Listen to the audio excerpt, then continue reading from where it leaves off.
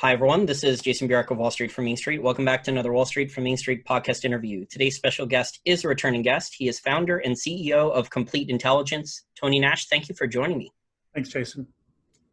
Now, Tony, I know you've lived in Asia for 15 years. You've done a lot of work with the Chinese government, consulting them on their economy. You've worked with a lot of companies all over Asia, Singapore, China, Hong Kong, helping them with their supply chains. So let's talk about the Chinese economy and if you think it's recovered post-coronavirus.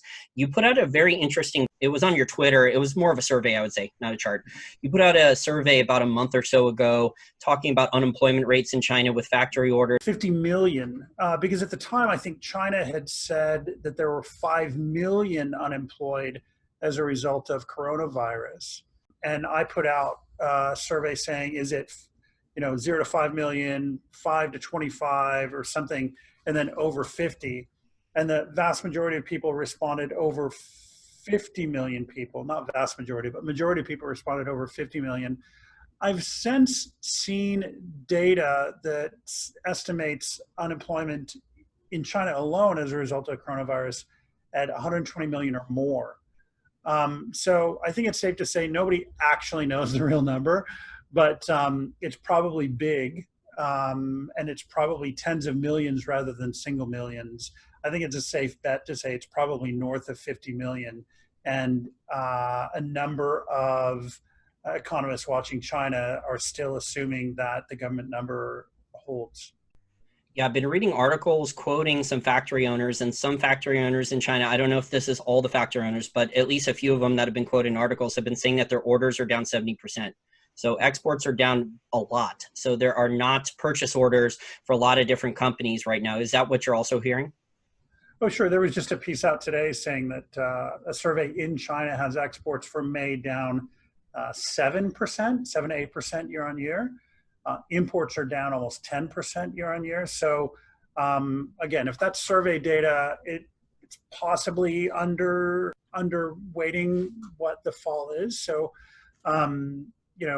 I don't doubt that exports are down double digits, and there has been some lag. I mean, as you remember from the kind of early mid-corona period, there were these supply chain issues of just getting stuff out. So initially, there was this wave of pent-up export requirements just to get stuff out of China.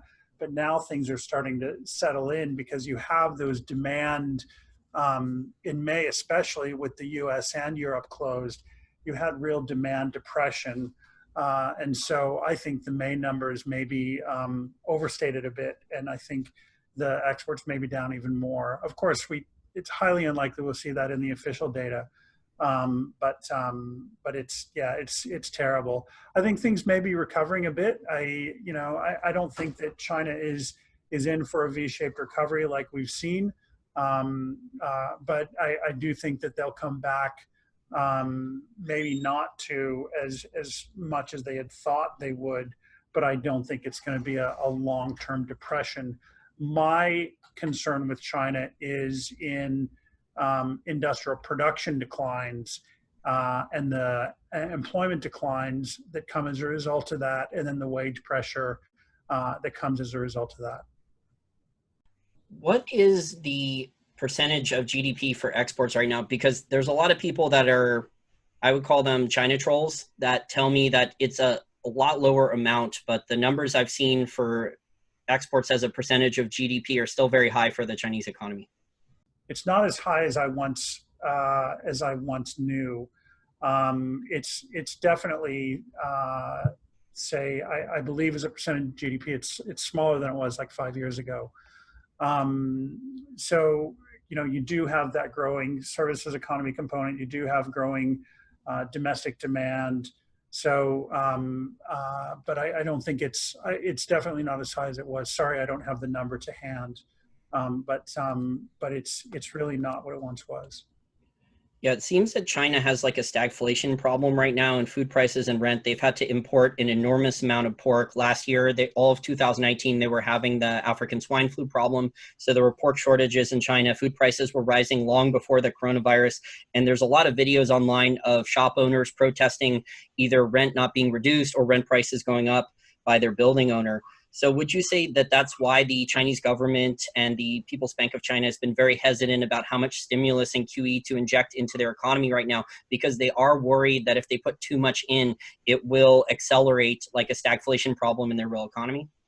Yeah, I think that's a concern. I think there are also just concerns about the fiscal resources that the Chinese government has. So, of course, they can print as many fund tickets as they want as long as it's in CNY. But I think that that is a concern. I'm quite frankly more concerned about deflationary pressures in China, and just on the face of it, naked deflationary pressures through obviously the rest of Q2 and into Q3, and then how they potentially get out of it. I think China really hasn't had an issue or had a problem with contriving inflation when needed. But if we do have the industrial production issues and the wage issues that I've been concerned about, I do think that that deflation is more the overall and more serious concern there. That's interesting because you've been predicting that the Chinese yuan against their exchange rate against the dollar gets devalued down to 7.2, right? Mm-hmm. That's right.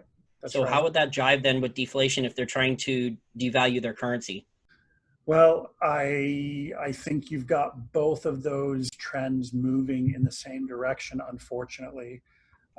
With energy prices down into the 30s, of course, you have, into the 40s. But I think yesterday or today you had Brent move into the 40s. But you've had some of this, or sorry, WTI.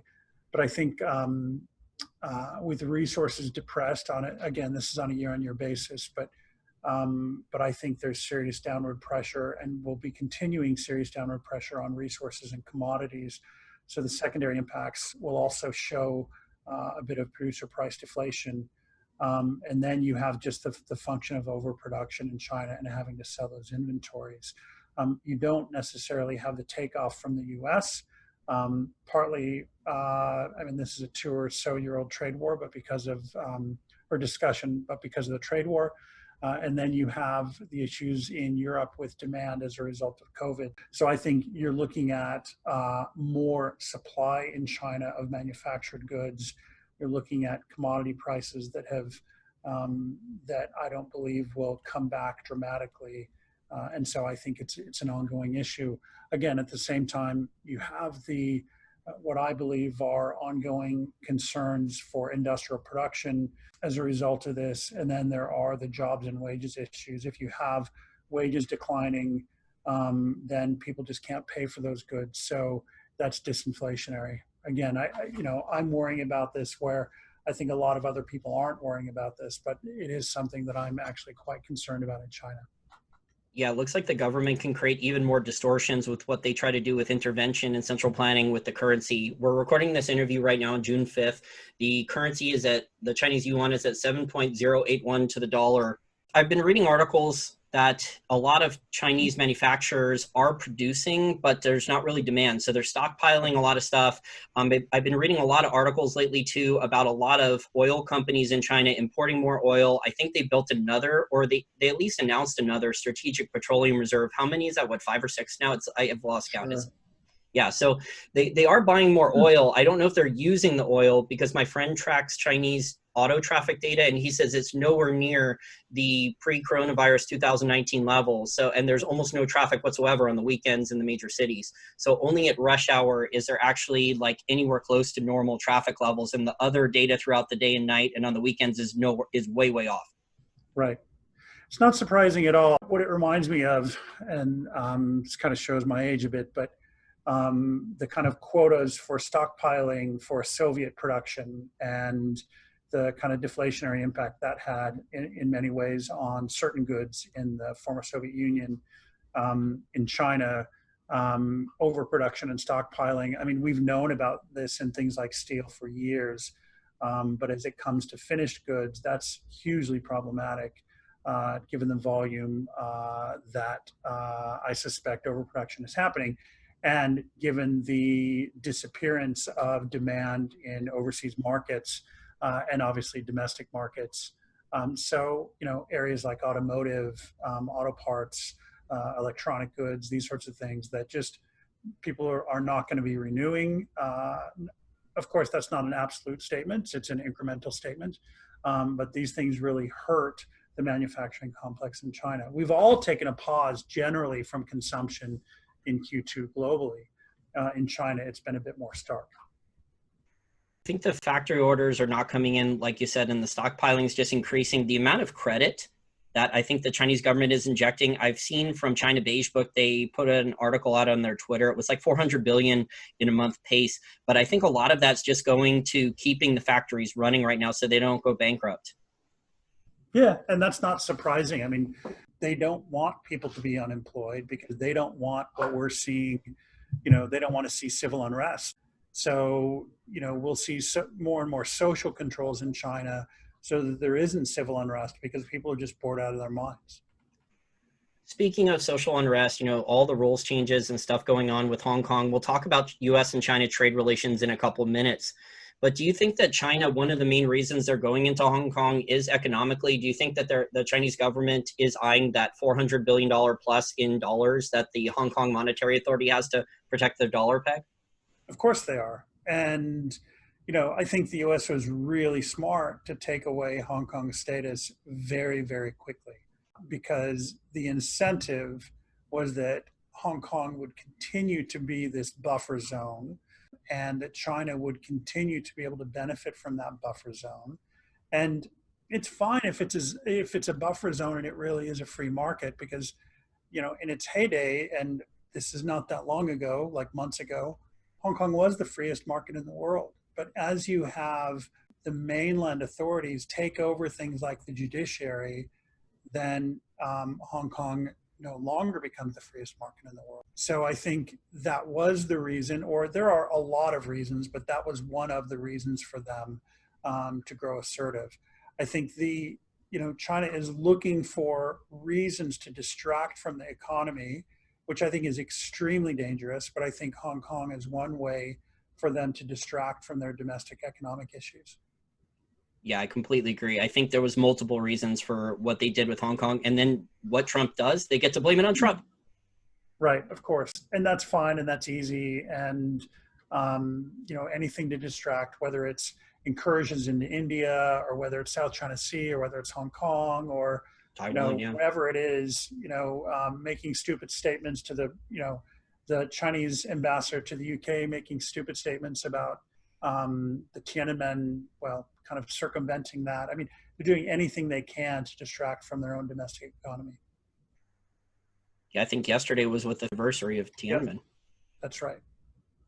For our listeners who are not familiar, I think one of the tricks that a lot of Chinese companies were getting around to not pay the tariffs last year was they were exporting their goods from mainland China to Hong Kong, and then they were taking advantage of that. So they were re-exporting out of Hong Kong to avoid the tariffs that the US had put on. I think that was a quite common practice, right? Sure, yeah. I mean, any sort of third country transshipment, but Hong Kong was as viable as any other. And because it had this relationship with the U.S., it was, it was a very easy solution.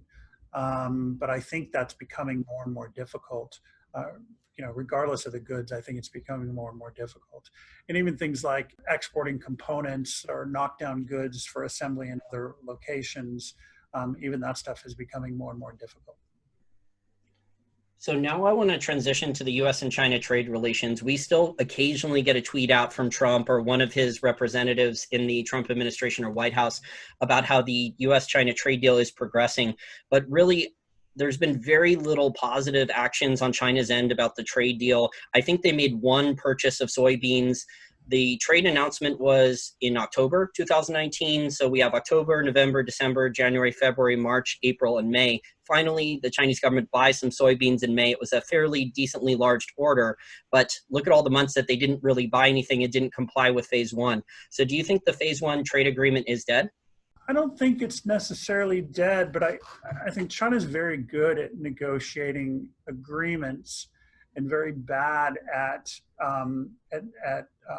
going through on them. So this is why the Americans were very focused on the enforcement mechanism within the phase one agreement. So I think the real question is, will the U.S. follow through with enforcement? If the U.S. doesn't follow through with enforcement, then it's just a piece of paper. It doesn't really matter that much. But if the enforcement mechanisms come through, then I think it's possible. But again, I'm skeptical. I was pleasantly shocked and surprised when when the agreement was made in Q4. But at the time, I was, like most people, skeptical about the ability to have that enforced. Because what are you going to do? You can't force people to buy stuff from you. So that's the real problem. Now, with Hong Kong coming into the picture, and with the U.S.'s action on Hong Kong coming into the picture, I think it's going to be harder and harder for the agreement terms to be exercised. Yeah, my contacts in China, when the phase one deal was announced, they were really happy for the Chinese government. They were celebrating because no more tariff hikes. So that was the main goal for the Chinese government for phase one announcement, the trade deal, was to make sure there was no more tariff hikes. Right. Evidently, some of the state-owned buyers have started to look at soybeans and other products more recently. But I'm just not sure that that's real. I mean, this is some stuff that we've been hearing, some transactions in the market, but stopping the tariff hikes is the first thing, but actually getting them to buy is the more interesting part on the U.S. side, of course. But didn't Beijing just almost now for the last month or so, there's been press release announcements back and forth between the US and China. Like Trump is now blocking the retirement savings, I think, of a lot of military and government employees from being invested in China. China then threatened to remove Chinese companies listing from US exchanges. Those are just a couple examples, but back and forth, this is going. It doesn't seem like maybe this is like Trump's like crazy way of negotiating from the art of the deal, but this doesn't seem like it's productive towards a trade agreement. I think it's more of a recognition that these things haven't been happening anyway. We may very well see more purchasing later in the year, but I think the stuff is, there has to be, while there is tension between the US and China, China has become more aggressive in South China Sea and Hong Kong and other places, India. And so, I think part of this is maybe not necessarily a direct hit on what may seem to be a problem. It may be related to actions that China has been taking toward relationships that the US is becoming closer to. So I don't necessarily see trade as a single issue. I see trade as a multi-layered issue. Interesting. How important do you think what's happening with Huawei and how the Huawei CFO, her extradition process in Canada is continuing? How important do you think that is? Oh, it's very, because Huawei is kind of a crown jewel in China, and I think as the UK starts looking to other technology, as Huawei technology becomes an issue for Germany, and they start looking at other sources, I think that removes China's centrality to the deployment of these types of networks. Of course, I mean, that's obvious, but the services, the information, and other things that you can sell off of owning that network equipment is huge. So it's not just a one-time sale. It is a long relationship. Now, that doesn't just have impacts on Huawei. It has impacts on places like China Export-Import Bank or CDB. So it's not just the equipment, it's the financing of the equipment. And, these centrally planned economies or heavily centrally influenced economies, it's a game of musical chairs. Once you stop the music, it has knock-on effects for many, many other players. So I think the Huawei issue with Canada and the US is that on its own is an embarrassing issue. But I think stopping the purchase of Huawei equipment in Europe and the US and other places has long-term commercial effects for Huawei, but also the whole value chain, including places like Export-Import Bank and other places that are supporting those purchases, or supporting the financing of those activities, whether it's Exim Bank or another bank, doesn't matter, but it's the overseas financial services impacts in China is also stopping or slowing dramatically. So do you think then if the Huawei CFO, if the charges aren't dropped, if this doesn't stop with what's going on with Huawei, that that's a deal breaker for the US and China trade relations, or are they going to be able to figure out a workaround? I think that if she is, well, okay, so there are a number of layers here. First of all, it shows that the law is not the law in China, that you can be of a certain class and rank and the law doesn't really apply to you if in fact she broke the law, right? So if she broke the law and China is still upset, then it's a very clear indicator to Chinese citizens that the law doesn't apply to people of Meng's stature. That's a problem for China. While they fight for her return, I think a very bad development for them would be that she is found guilty, yet China still wants her let free and they let her go. That's a real perception problem in China for Chinese citizens. But do I think it will impact the US-China trade war? I think every issue is connected when you're talking to China. So now from the US side, the way Trump thinks is he bundles issues.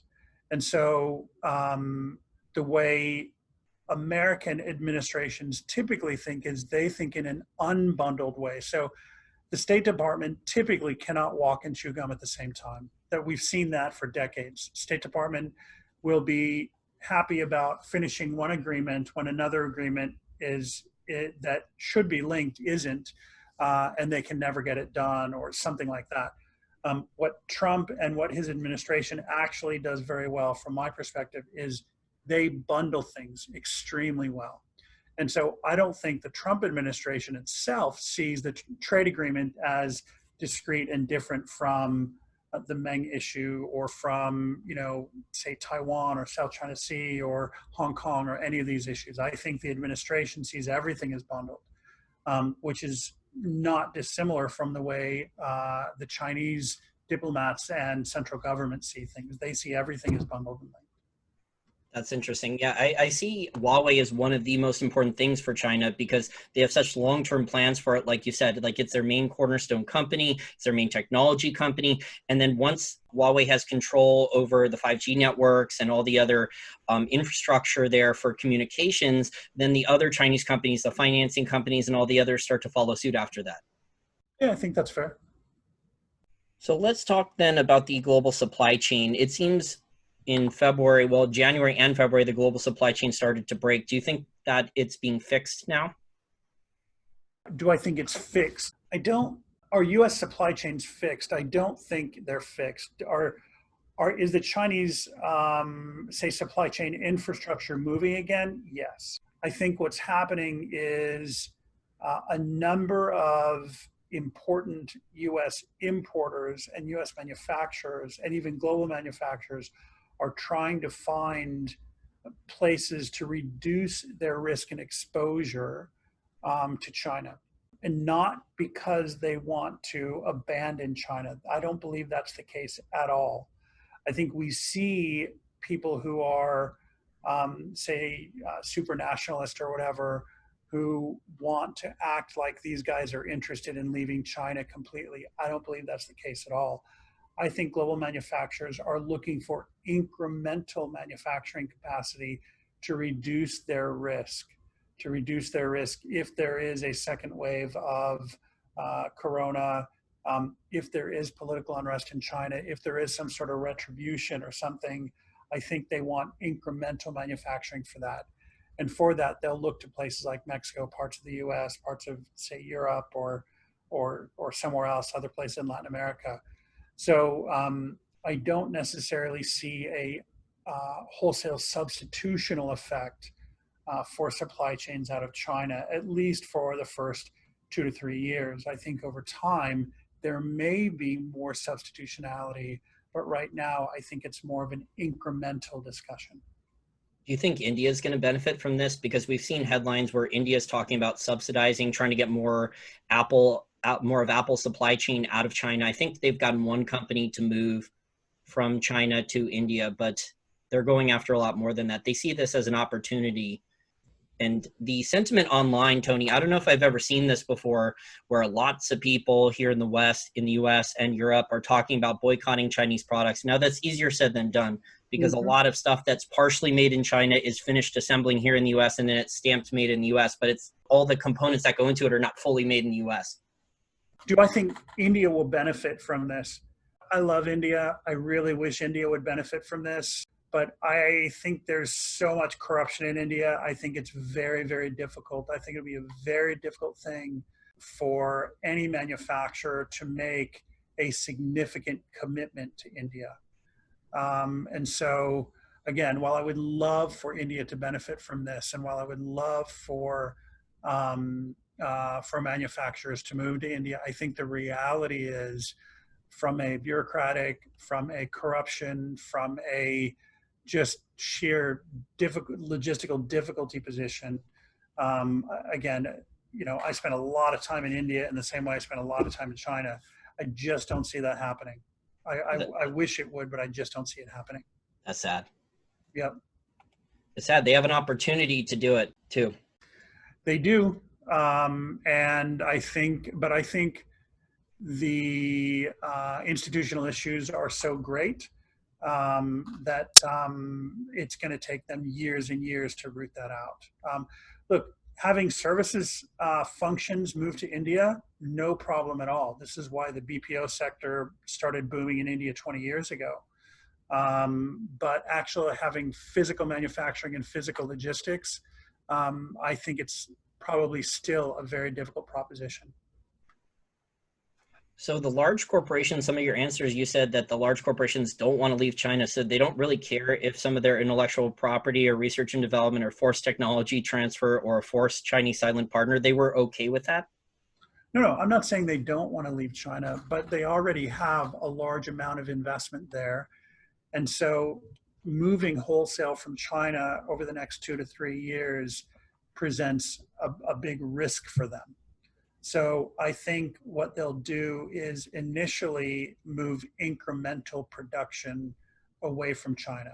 Let's say it's a new model or a new product line or a regionalized product line. Let's say they do something just for North America or something.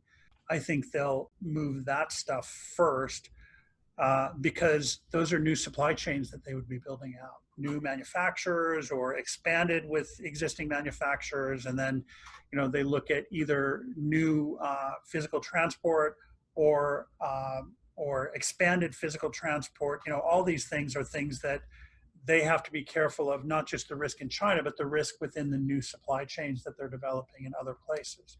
So I don't think any major US manufacturer will rush out of China unless they're absolutely forced to. I think they'll develop parallel supply chains and incremental supply chains first, test them out for a couple of years, and then gradually, some of that may be rapid, some of that may be slow, but gradually move stuff out. Before the financial crisis in 2008-9, many manufacturers, particularly Japanese manufacturers, but many manufacturers were looking at something that they called their China plus one or China plus two or China plus three strategy, where they were looking at manufacturing goods in China, but having other locations as backups.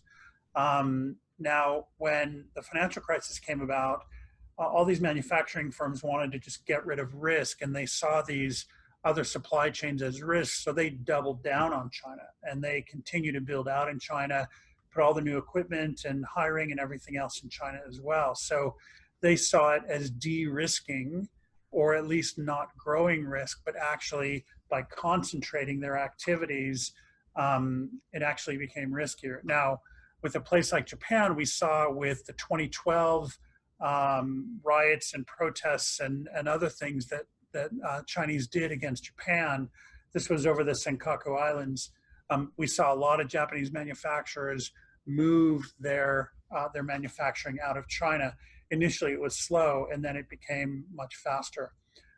I think people looking to exit China will look at that as a template wasn't that long ago. It was 2012, 13, 14 when this stuff started, and then it moved. So I think they'll look at that as a template rather than try to invent something wholesale.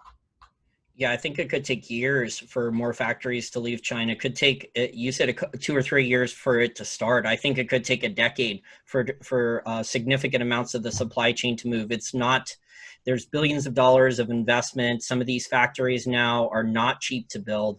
So a lot of technology involved, a lot of investment, and given the global economy right now and how the consumer has not come back, some of these investments may be delayed.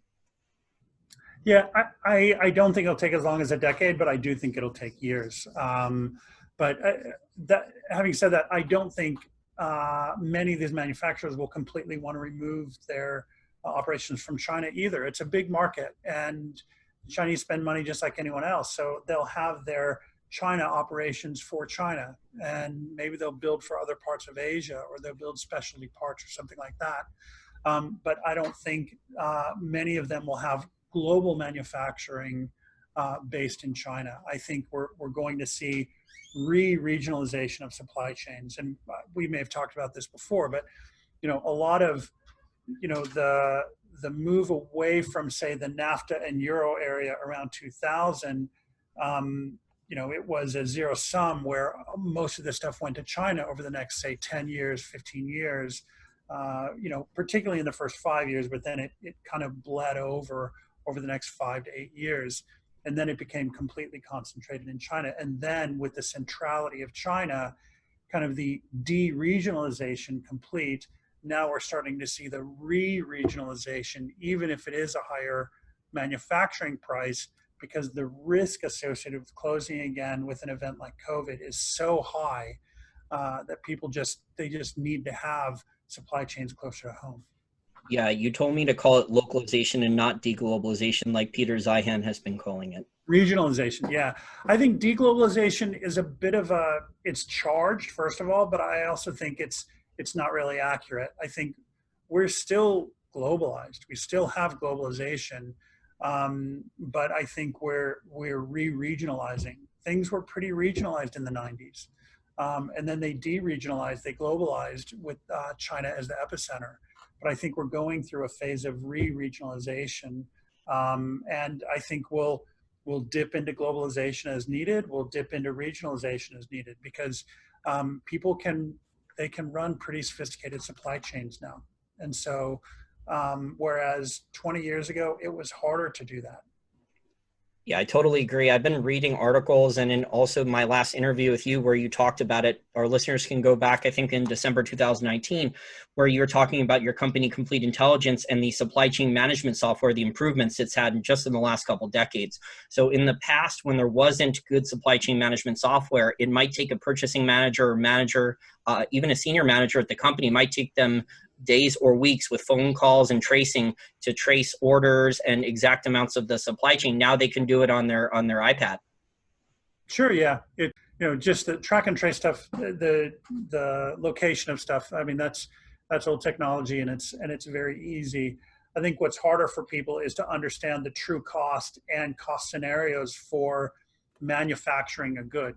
What is the cost at the element level or the component level of that phone that you're building, or that electronic equipment, or that food item, or whatever. And so what we're able to do, and I think where things are moving, is much more precision around taking those costs, breaking them out, understanding where they're going over the next 1 to say 24 months, so that you can really plan where the best location is, what the right price is, all this stuff. And so the geopolitics and the trade policy around trade, I don't think that stuff will ever leave us.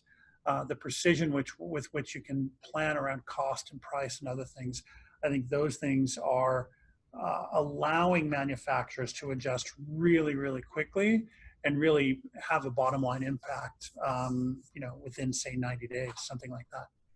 Yeah, I think a lot of these governments are talking about trade so much because they all are seeing that they want to bring back manufacturing for jobs. Mm-hmm. That's right. And I think whether it's Europe or the U.S. or Southeast Asia, you look at a place like Malaysia. A lot of Malaysian manufacturing was was transitioned to China between, say, 2000 and say 2012, 2015. And now global manufacturing companies, well, for the past couple of years, they've been looking at places like Malaysia and Thailand again, because it's simply not China. And so it's not just localizing manufacturing in, say, North America, it's looking at other regions and kind of arbitraging the regulations and the tariffs instead of arbitraging, say, the electricity price, which is one of the reasons people left Mexico, or regulatory and taxes, which is part of the reason people left the U.S. So this isn't just, say, a Western or European U.S. issue. It's regionalization in the truest sense. So these governments and central banks, it's not just the US and the Federal Reserve, it's the European Central Bank, the Bank of Japan, the People's Bank of China is doing some, but nowhere near the amounts, because I think they are really worried about the stagflation component, but they are flooding in general the global economy and asset markets with currency. Some people are getting $1,200 checks, there's SBA loans. Is this going to put a lot higher costs in the global supply chain? Are you seeing higher costs yet? I don't necessarily foresee that, but I do think we'll see incremental costs. So what you're talking about is so much money is out there that chasing those goods will become more expensive. I think you'll see that maybe in futures markets or in financial, trading markets. But I think in terms of demand-led, say, consumption, actually people buying tangible things, I think we're in an environment where prices are hard pressed to rise. Granted, you see oil trading, like I said earlier, WTI broke, I think, $40 today, which is great. It's healthy. But when that actually transitions into physical demand, and how that transitions into other areas, I'm not really sure. Meaning that $40 oil, how much price pressure is that going to have on downstream goods? Because $40 is much less than it has traded, even though we had negative 37 and 20 and 28 and 32 for a long time. Those prices are still pretty far depressed from where they have been historically. So I don't see that. Typically, when we have this type of, say, stimulus, that cash makes its way into things like real estate and equities and that sort of stuff. So will there be inflation there? Probably. But will we see it in supply chains? Probably not as much as one would think initially. So you don't see a stagflation scenario where people in the US are going to be given more $1,200 or more checks per month, and then because the global supply chain is not functioning at pre-coronavirus levels, that there's going to be less goods and services to purchase, so there's going to be more currency creating less goods and services, which would be stagflationary then, in my opinion. Yeah, certainly that's possible. Not necessarily kind of my central view. I think once you see these, the benefits and this $600 a week extra for unemployment, I think once you see that end at the end of June, I think we'll see people really try to get back to work as quickly as possible. I think we will see some wage deflation among kind of white collar workers, especially in places in things like oil and gas. I'm based in Houston, Texas, so I think you'll see that stuff as those jobs become more competitive. But I don't necessarily see a fully stagflationary environment in the U.S. I think one of the main points, though, is the distortions that all this government intervention and the central bank intervention is creating. Because look at the stock market now. The stock market, the Dow's over 27,000, and we haven't seen any examples really of a recovery in the U.S. economy yet. Yeah, I think, again, markets are trying to find their levels. And what I've been explaining to our clients is we will likely see quite a lot of volatility between now and, say, August, where we'll see markets rise and we'll see markets fall. In hindsight, if we look, let's say, on a monthly average basis, they may look like pretty boring markets. But in reality, we'll see things rise and fall quite a bit until those markets, whether it's, say, a copper price or whether it's S&P 500 ETF, they'll bounce around quite a lot. So again, nobody really knows. This is the problem. It's price discovery. And when we talk with, say, procurement people or supply chain people, even revenue planning people within companies, they're all kind of making their best guesses, but they don't really know.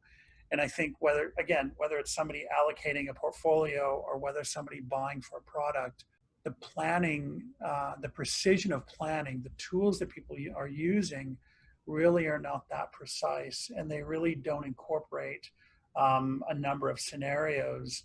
We do have a lot of planning teams and, let's say, portfolio strategy teams who are really kind of guessing.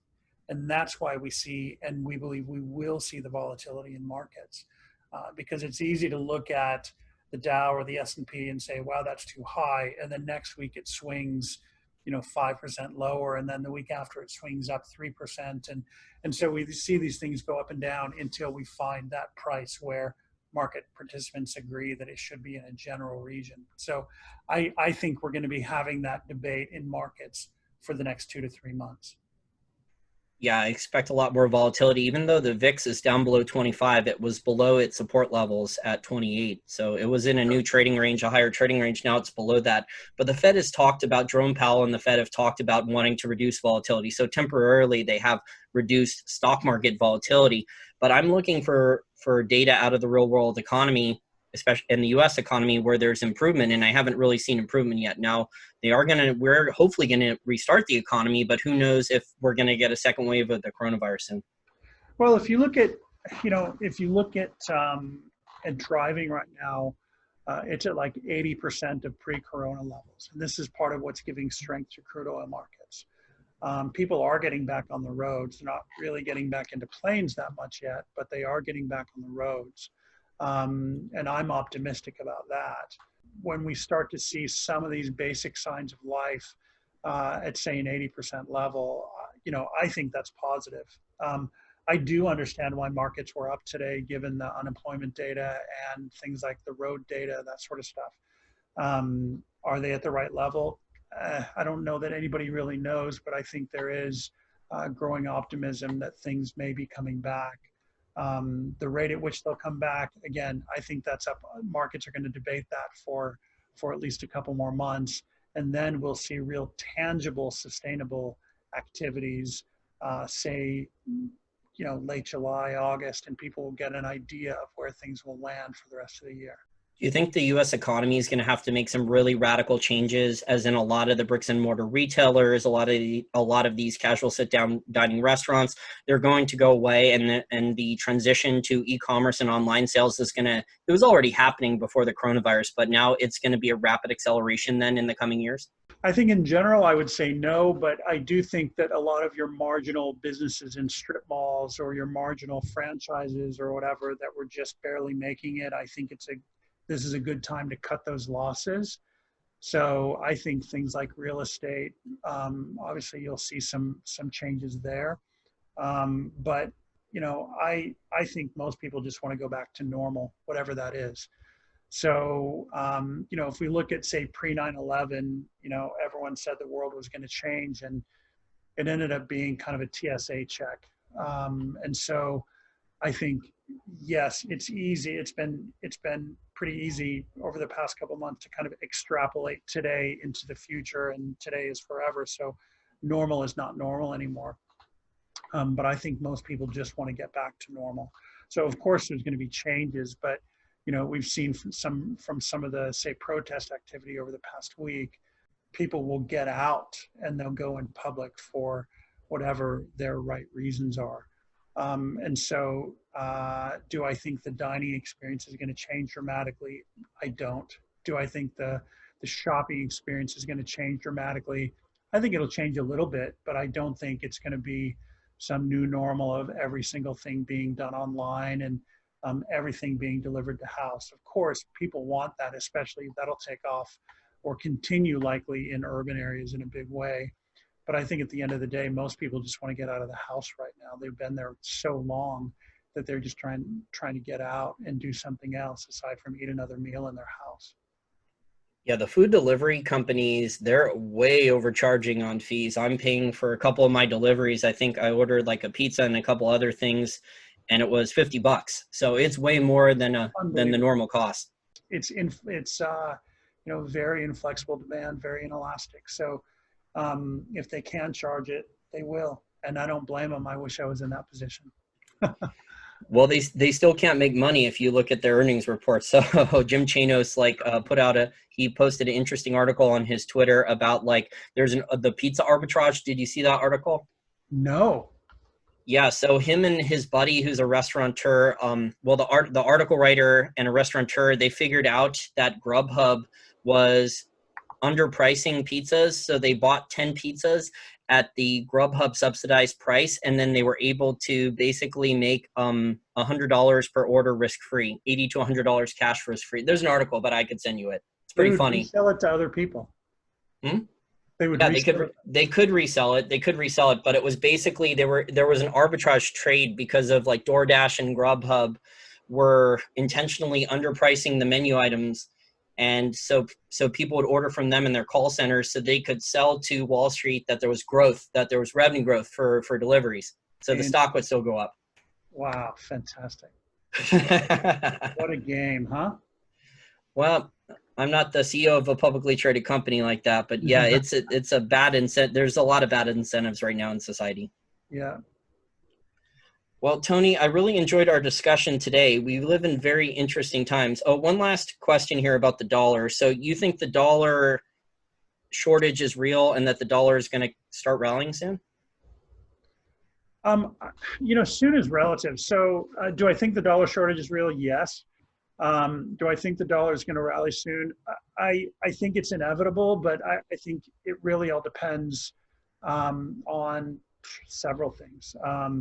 I do believe that emerging markets will continue to try to devalue their currencies to boost their exports, especially China. I think that the dollar is in demand because there is so much debt globally, and they have to have dollars to pay down their U.S. dollar denominated debt. So I do believe that Brent Johnson, his view, his milkshake theory, I think is very solid, and I think there's a level of patience behind that theory, and I don't see the fundamentals changing that much. I think it's pretty elegant in the way he's put that together. It's a sound theory, but I think the U.S. government, the U.S. Treasury, President Trump, who's tweeted a lot about the dollar in the last 2 years, there's a lot of ways that Congress and Trump and the Treasury can hand out checks, can do a Plaza Accord agreement. If things get bad enough, they can do what FDR did in 1934. And if the dollar does get to those levels that Brent Johnson is predicting at 120 in the dollar index, I mean, that would collapse everything. Maybe. I don't know that it would collapse everything, but I think it would certainly put strains on emerging markets. And so I don't know that it would collapse everything, but I think it would certainly harm. And I think emerging markets would have to live within limits that they haven't had to for probably 30 years. So, and this is the basis of kind of, the end of the Asian century is, they borrowed against the next 30 years to pay for the last 15, right? And so, it's just not sustainable since they don't have a global currency. I think if you get a dollar north of, say, 105, close to 110, I think Asia just starts having serious problems. Yeah, I agree. And emerging markets have an interesting business model since China joined the WTO. So they set up to export to China either luxury goods or commodities. And then they started borrowing in dollars, especially around after 2008-9, when the dollar index in 2011 got to some of the all-time lows there with Ben Bernanke just doing the QE programs. So they basically started shorting the dollar at the worst possible time when the dollar was already relatively low. And they were doing a lot of exports to China, but then borrowing in dollars. So it was a dangerous game that the emerging markets had set up. Very dangerous. And I think, being in those markets, betting against the dollar is a really hard proposition. It's a really hard, especially right now, because the relative strength of the U.S. is in a pretty good position compared to a number of these markets. So, and it's in a pretty good position compared to, say, Europe. So, and I'm not just talking like this month. I mean, we're all hurting this month. I think over the medium and long term, from demographics to resources to other things, the U.S. is in a pretty good position. It's not in an excellent position. I don't think anybody globally is, but I think it's in a pretty good position. I want to thank you so much for your time today, Tony. If my listeners want to follow you more on Twitter or take a look at your company, Complete Intelligence, and the work you do, how did they do so? Sure. Our company website is at completeintel.com. On Twitter, the company URL is, or a company tag is at complete_intel. My personal Twitter is Tony Nash on Asia. And that's it. And I'm there every day. Putting out a lot of good surveys and a lot of good stories too about the global trade in China as well. Thanks, Jason. Thanks so much for your time.